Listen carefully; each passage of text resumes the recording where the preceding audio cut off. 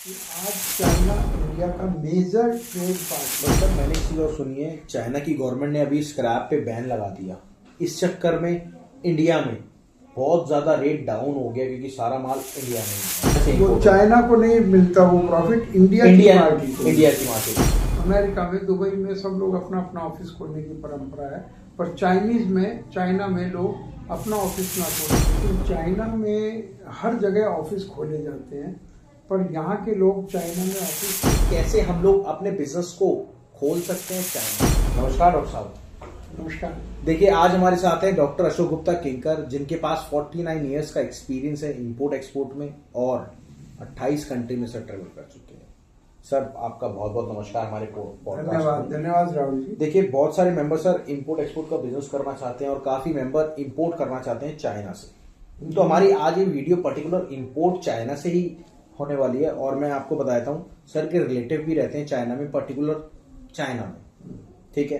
अब वो वहां से एक्सपोर्ट करते हैं और सर की कंपनी इंडिया में इंपोर्ट करती है। तो आप ये लगा लीजिए सर का ऑल कंट्री से तो इंपोर्ट है ही, बट चाइना से भी स्पेशली है, ये वहां पे रिलेटिव रहते हैं। तो आज बात करेंगे डायरेक्ट चाइना की कि कैसे हम लोग अपने बिजनेस को खोल सकते हैं चाइना में और इंपोर्ट कर सकते हैं चाइना से। तो सर, सबसे पहला मेरा सवाल है कि हम चाइना में एक्चुअल में ऑफिस कैसे खोलें यहाँ रह के? क्या यहाँ रह के सेफ है या फिर हमें चाइना में जाना पड़ेगा?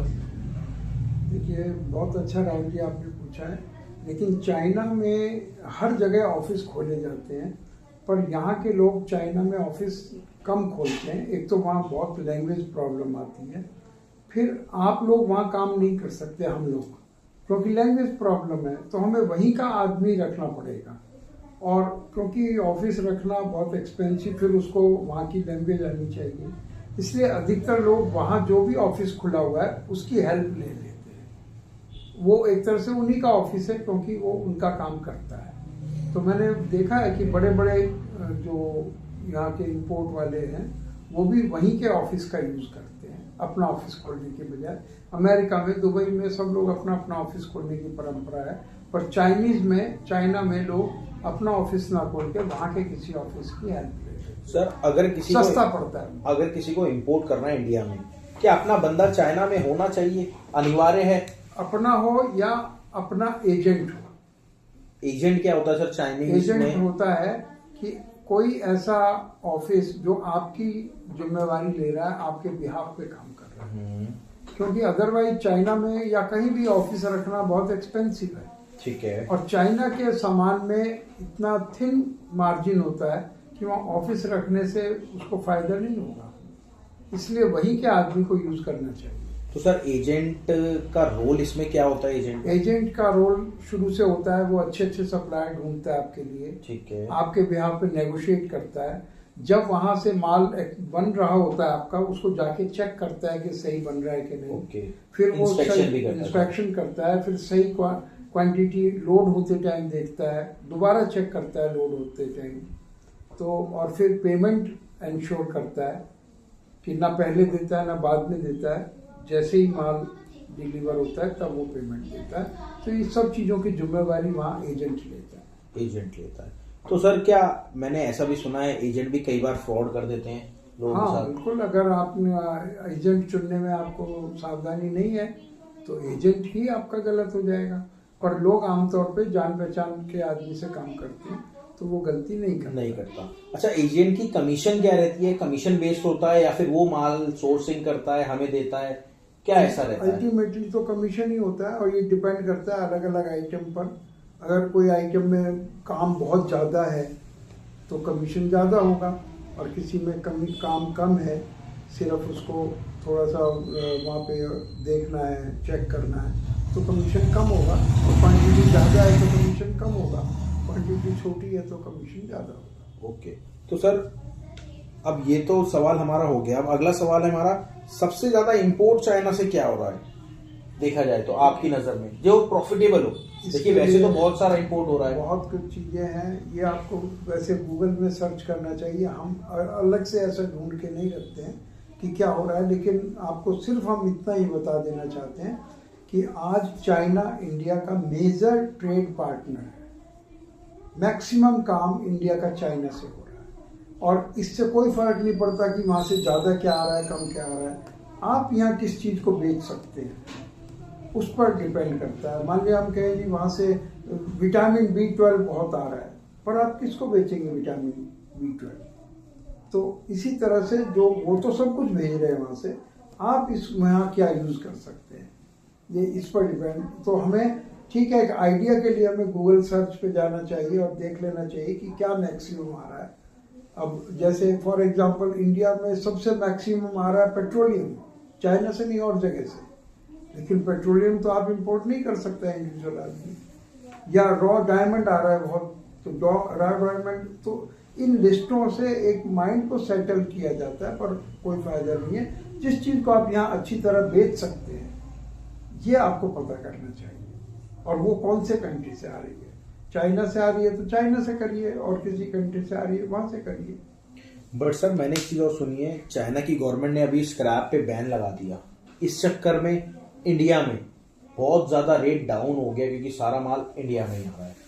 तो ये क्या प्रोसेस है? और बैन मैंने ये भी सुना है, आपने बताया था पॉल्यूशन के चक्कर में बैन लगा दिया, वहां पे पॉल्यूशन बहुत ज्यादा हो गया है, तो अब फर्नेस वगैरह नहीं चल रही है, तो इस चक्कर में वो लोग इंपोर्ट भी नहीं कर रहे, तो इंडिया में रेट इस चक्कर में बहुत ज्यादा हो गया। तो इसका क्या रोल है चाइना का? और जैसे ही क्या चाइना इंपोर्ट करना चालू कर देगा इंडिया में रेट भी बढ़ जाएगा? बिल्कुल ऐसा ही होता है, लेकिन हर कंट्री अपने यहाँ देखता है कि हमारे को अगर इस चीज़ को भेजने में फ़ायदा है तो वो उसको खोल देते हैं, और नहीं भेजने में फ़ायदा है तो उसको रोक देते हैं। ऐसे इंडिया का भी है, अगर इंपोर्ट को रोक सकते हैं, इंपोर्ट को बंद कर सकते हैं, एक्सपोर्ट को भी रोक लेते हैं। अभी जैसे प्याज महंगी हुई थी तो उस पर ड्यूटी लगा दी, राइस बंद ही कर दिया था भेजना, अभी राइस खोला है रिसेंटली। बिल्कुल। तो ये कंट्रीज आपस में ऐसा करते हैं, तो आपको सावधान रहने की जरूरत है। ऐसी कमोडिटीज में काम कम करिए कि जो बार बार बंद होती हैं बार बार खुलती हैं। सेंसिटिव प्रोडक्ट्स, आपको नॉन सेंसिटिव प्रोडक्ट्स में काम करिए। सर आपने जैसे नॉन सेंसिटिव प्रोडक्ट बताया, तो इसमें हम लेते हैं कॉस्मेटिक प्रोडक्ट। हाँ, अब चाइना में क्या हो रहा है सर? चाइना में ये हो रहा है कि कॉस्मेटिक प्रोडक्ट अगर आप देखें, एक स्पेशली पेन है वो 2 रुपए का है, उसमें आपने स्टिकर लगाया 100 रुपए का, और इंडिया में आके वो 102 रुपए का सेल आउट हो रहा है। नहीं, इतना फर्क तो नहीं होता है। बाकी 50% मार्जिन तो सर होता ही है अगर अपना ब्रांड है। अलग अलग चीज, हाँ आपका ब्रांड है तो आप 100 गुना भी ले सकते हैं। अगर आपका ब्रांड नहीं है तो सिंपल में इतना मार्जिन नहीं होता है।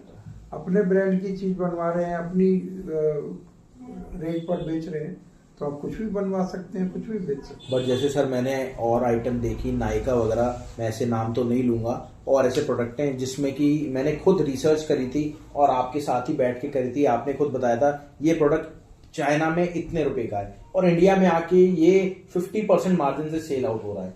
तो वो बेनिफिट कैसे लोग बाग ले पाए चाइना से? वो चाइना को नहीं मिलता वो प्रॉफिट, इंडिया की मार्केट को। अगर वहाँ कोई ब्रांडेड प्रोडक्ट है, उसकी मैन्युफैक्चरिंग कॉस्ट मान लिया 5 रुपए है, हाँ जी, तो वो 5.25 में बेच देगा, 6 में बेच देगा। हाँ जी, हाँ जी। आप उसे 60 रुपए का यहाँ बेचे चाहे आप 100 का बेचे, जो एक्सपोर्टिंग कंट्रीज है चाइना, वो बेनिफिट उसको नहीं मिलता है, वो हमें मिलता है। वो इम्पोर्ट करता है, तभी इम्पोर्टर के या तो बहुत अच्छे लेवल लिंक्स बढ़ जाते हैं, वो आईपीओ तक जाता है। अच्छा, इसमें सर एक चीज होता है, चाइना से अगर हम इम्पोर्ट करते हैं तो हमारा अगर प्रॉफिट रेशियो अच्छा है तो आप एक आईपीओ का इंसिडेंट लाते हैं कि आईपीओ आप निकाल सकते हैं, तो क्या आईपीओ तक का जाने का सफर हो सकता है अगर हम चाइना से इंपोर्ट करें तो? बिल्कुल।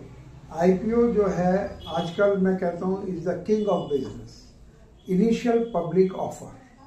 तो आपको इसकी तरफ जाना चाहिए, हर बिजनेसमैन को जाना चाहिए।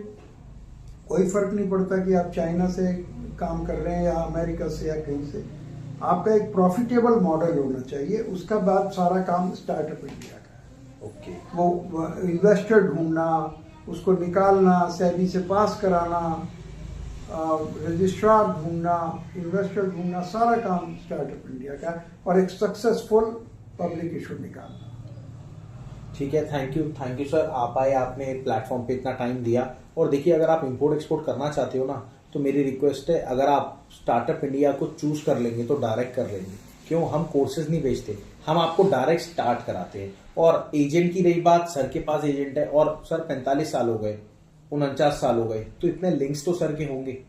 तो मेरी रिक्वेस्ट है, आप डायरेक्ट सर का नंबर दे रखा है, कॉल करो, पूरी डिटेल लो सर से। और हाँ, अगर आपने स्टार्टअप इंडिया इंपोर्ट एक्सपोर्ट से नहीं करा क्योंकि हम हैंड होल्डिंग पे, तो आप आई थिंक कर नहीं सकते, क्योंकि हम डायरेक्ट स्टार्ट कराते हैं, हम कोर्सेज नहीं देते। तो चलिए मिलते हैं आपसे, नमस्कार, धन्यवाद, जय हिंद, अगली वीडियो में। नमस्कार।